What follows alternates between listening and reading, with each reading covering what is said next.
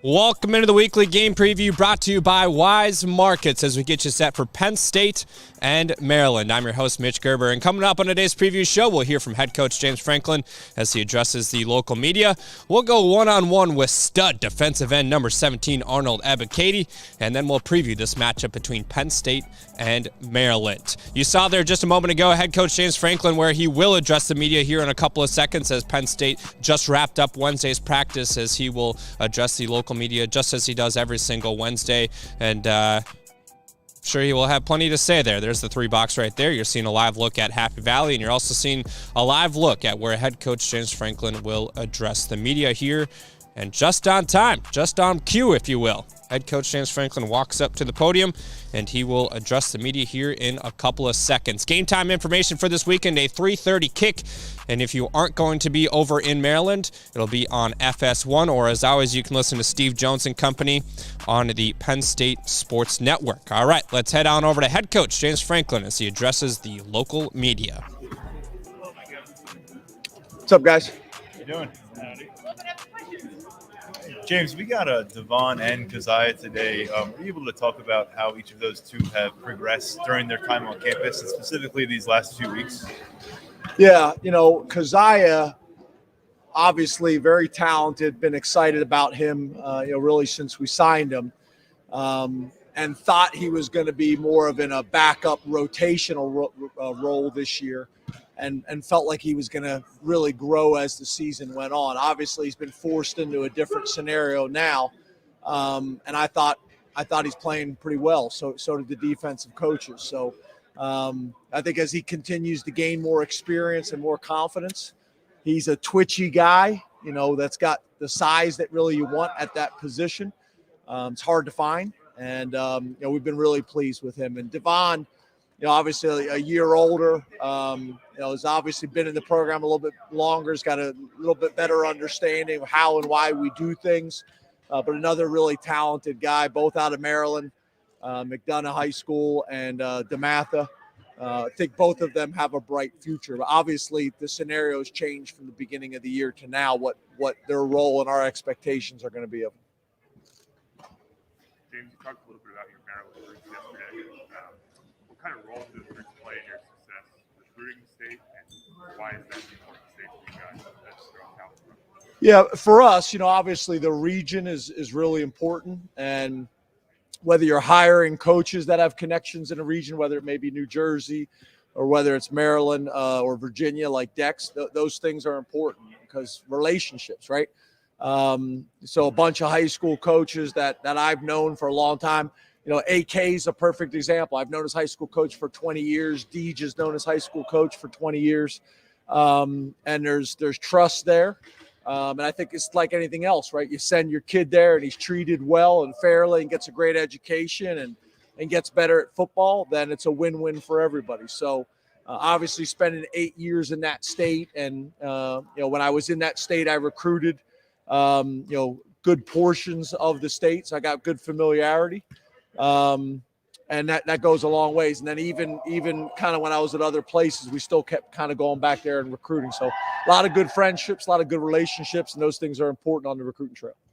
Sticking with the Maryland theme, Curtis Jacobs, can you talk about how he's progressed? Because it looks from the outside looking in like he's getting better and better. And do you see his role expanding at all as his career goes along, maybe shifting him to other positions? Yeah, I think he's been on a very similar path that a lot of our guys have gone through, where they start out to the field maybe as a freshman as a backup and you're kind of rotating in, then take that as a starting job, then depending on your body, how your body transforms, possibly moving in to the Will linebacker or moving into the Mike linebacker, depending on your control of the defense and understanding of the scheme. So I think he's got the flexibility to do that. I think in a perfect world, that's what you'd like to recruit, kind of 3 field backers that grow into guys that can play into the box from an experience and from a confidence standpoint. With the way that people are running offenses right now with the spread scheme and all the speed on the field, a lot of people are only playing with 2 linebackers. We're one of the few programs that are playing with 3 linebackers on the field. James, also going off of, the Maryland team, I know with, Debbie Yell mentioned that, keeping you and Mike around at Maryland as well. You guys both, brought a lot to the program, she said. And, what are some of the thoughts of, just your time at Maryland with Mike and, just building that pipeline down there too? Well, you think about it too. Mike Gundy was on that staff too. A lot of guys came out of that staff. Where I was fortunate to be there, learned a ton from Debbie Yao as the athletic director at the time. She's been like a mentor to me kind of throughout my career. Somebody I call, when I have questions. Obviously Ralph Region learned a ton from my time with him and the success. We had a bunch of success there. So yeah, I think, the time that I spent there on and off for 8 years as a receiver coach was kind of my first big time job. And then, then as the recruiting coordinator and then coming back as the offensive coordinator, that a lot of time there. My one daughter was born there. Still have a lot of friends and relationships. I said this the other day, my wife worked on campus in the admissions office. That was a big growth time, in my career, both personally and professionally. So very appreciative of the time that we had there. Went to a BCS Orange Bowl, did a bunch of cool stuff. Any memorable Mike Gundy stories? Yeah, but probably not for this setting. I used to go jogging with Mike, at like lunchtime. And Mike used to tell me he's going to be the next head coach at Oklahoma State. And before you know it, he was, and has been there for a long time and been very successful. And then obviously, Yursic's connection there as well. Mike's done a really good job as an interesting guy. He's got a great background and has done a really nice job at Oklahoma State. So I love to see him every year when I go to the convention. James, why do you preach 1-0 every week? Why do you think it's important to instill that message in your team? Well, obviously, for consistency, it's something that's been good to us, over my career, all the way back to Vanderbilt and now at Penn State. And that's the challenge, right? Is getting young people or people in general to be as consistent as you possibly can. You're constantly hearing voices and noise from the outside about this game is bigger than this game. And I think that's where you have to be careful. You get on an emotional roller coaster. So we try to keep it as consistent as we can. It's always about us. And then, try to make sure that we do everything we possibly can through our week of our process of getting ready in terms of how we game plan and how we practice from an installation standpoint, so that we're peaking at the right time, both physically and emotionally. But that's the challenge. It's no different on the football field. Everybody out here can play. Some guys can make the play 1 out of 5 times. The other guys can make it 3 out of 5 times. And hopefully your best players can do it 4 out of 5 times. So, that's what you're trying to do, is just trying to create as much consistency throughout your program as you possibly can. James, you've talked about the screen game being part of your running game. Does the number of decisions that Sean has to make in those situations factor into that as well? Of he's making 56 individual decisions during a game, or are those throws not as much of a workload on him? Yeah, I would say those aren't major workload. I mean, it's pretty much numbers. Like if we got 3 guys out there and they got 2, throw it. Like my psychology degree from East Stroudsburg, I can do that one. So I don't think that one, those are overly challenging. Obviously, there's a bunch of other stuff on his plate as well that he has to manage specifically from a protection standpoint. And then all obviously recognizing coverage, whether it's 2 high, 1 high, whether it's man or zone, whatever it may be. But that's also where the motions help. There are some people that are motioning and then playing, zone coverage. But that's a huge man zone indicator for you. But yeah, it's challenging, but I do think the perimeter screens are important. An important part of our offense, whether it's bubbles or whether it's smoke screens or whatever it may be. I got to spend a week with a men's hockey program and a week with a basketball program, and there is just an astronomical amount of stuff that goes on with the program that never sees the light of day in terms of the narratives that shape a season and the things that go on that you have to deal with relationships and everything. It just never gets out there. You are the arbiter of truth for your program, ostensibly. How do you decide what 10% goes through that microphone versus the 90% that stays inside the building? Yeah, I think that's the challenge. And it's the challenge for me because I'm a person that wants to be as transparent as possible, but then you're constantly thinking about, if I say this and it comes off the wrong way, is that going to upset a kid in the locker room? Sometimes you guys will ask me a question about how a player played, and I want to answer your question, but I also want to be respectful of the kid, his parents, and those types of things.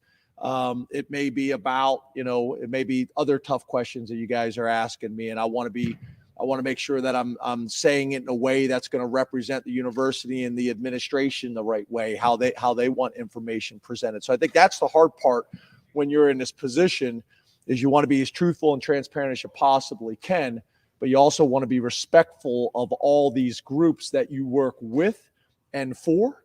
And I think that's the challenge, right? It's funny because people say, well, you become the head football coach at Penn State, you're the boss. Well, you're not really the boss. You just work for different people now, right? So I think that's the challenge. And you guys do a great job, and you're smart, and you ask tough questions, but constantly trying to balance all those things in my mind. So, James, the initial college football playoff rankings came out, and my question to you would be, do you think that current system in place is fair for every team in the country? And if not, what would you offer up a suggestion to make it better? No, it's not fair. Life is not fair. But I've brought up some things in the past that I believe in. A lot of the people have been here for a while. I've heard this multiple times. But I think the first thing you have to do, if you're not going to have a true playoff system, the first thing you have to do is make sure everybody is playing under the same model. How can you have some conferences that play FCS opponents and other conferences that don't? How can you have some conferences that are playing 9 conference games and others playing 8? It's very, very challenging in terms of, if you get a bunch of people in the room, and we all have biases, right? Try to get a bunch of people in the room and they're trying to decide who are the best players. Some of it is data, but some of it is just your personal preference, right? How can you do that when not everybody's playing the same number of games or in a similar situation? So I think that's the first thing needs to do. Everybody needs to play 8 games. Everybody needs to play 9 games, conference game. Everybody needs to play 10 games. Whatever it is, just make it consistent across the board. I think that's one of the first things you have to do. And then the same thing, standardize. We're either all playing a 1AA or FCS opponent, or no one is. But it just needs to be consistent. I think that's the first thing you need to do to allow people to sit in a room and decide who are the best football teams in college football. If not, there's always going to be a complaint. But I also say, right, like in basketball, I mean, what are we at, 64 teams in a tournament? And still at that point, who complains? 65, 66, 67. So there's always going to be complaints.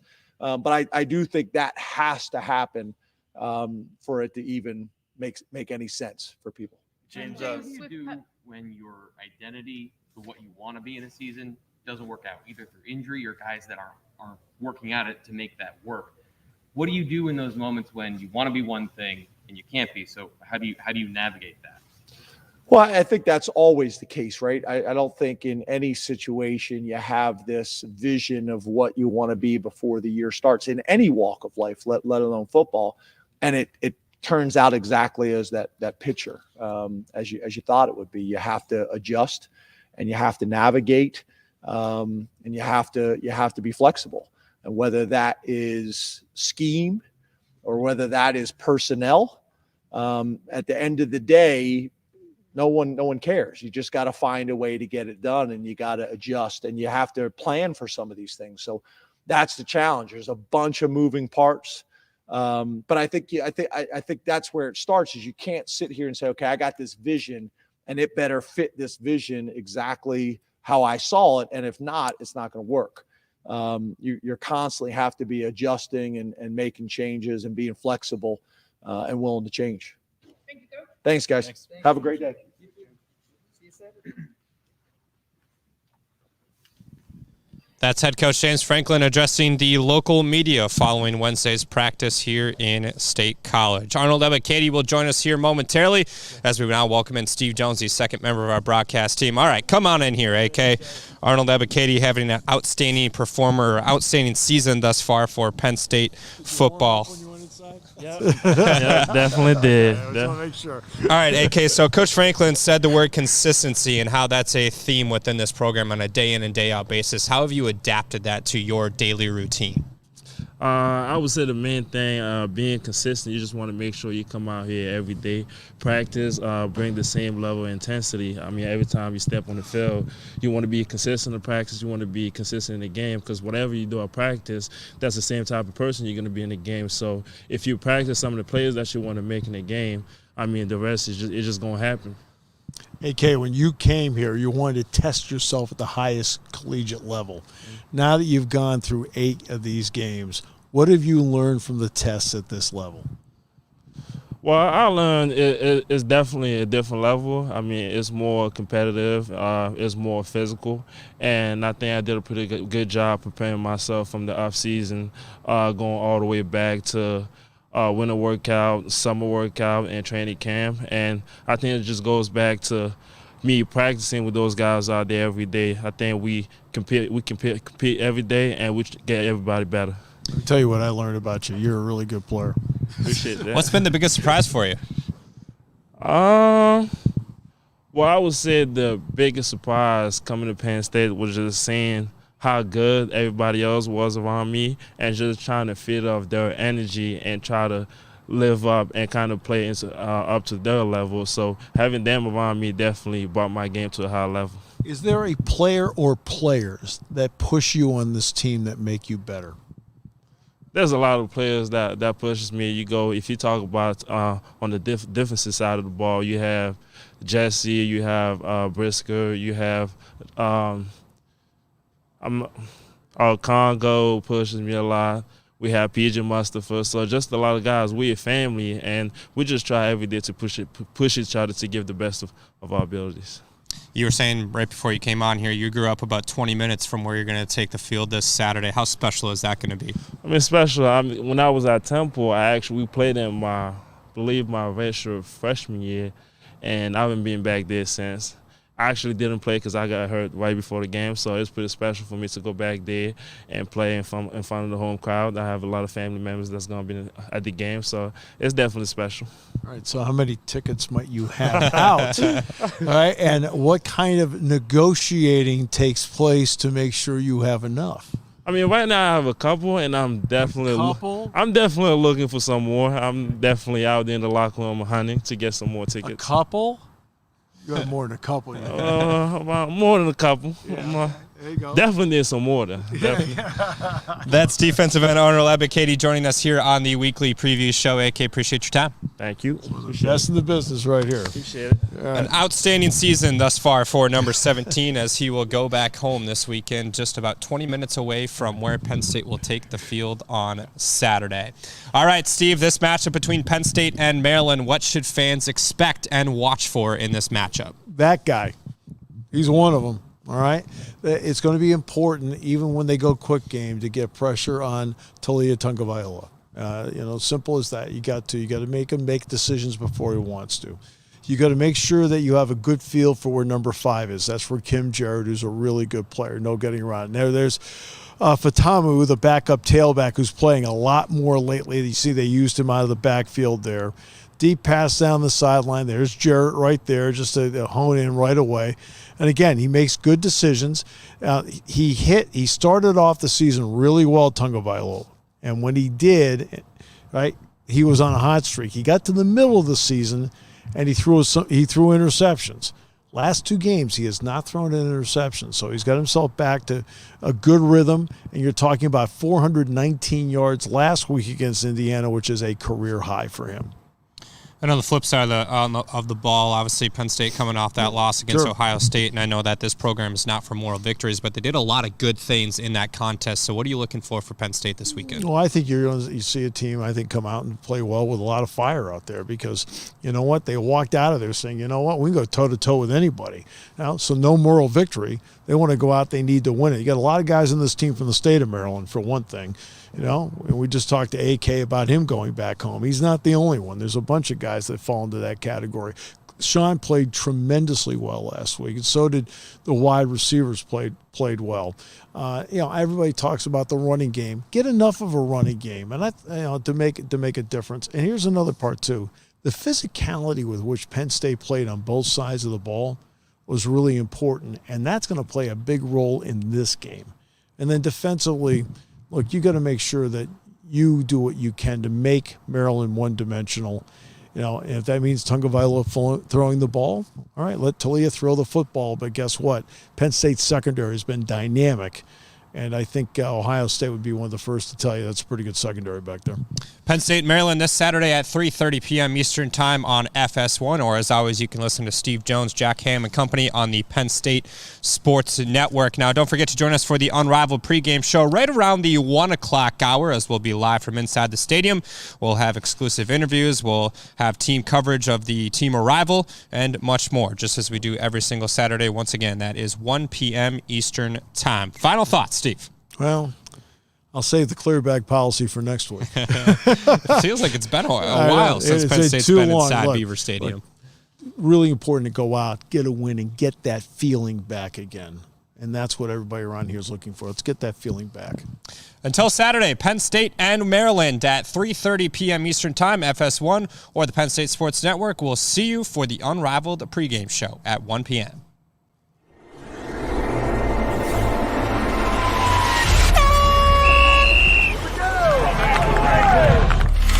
This is the day. We will know a whole lot by the time the dust settles. Are you ready for Welcome back to Happy Valley. Everything matters. That's where we win right here. Not on the field. But where we want to be at the end of the season starts with our mentality and our attention to detail today.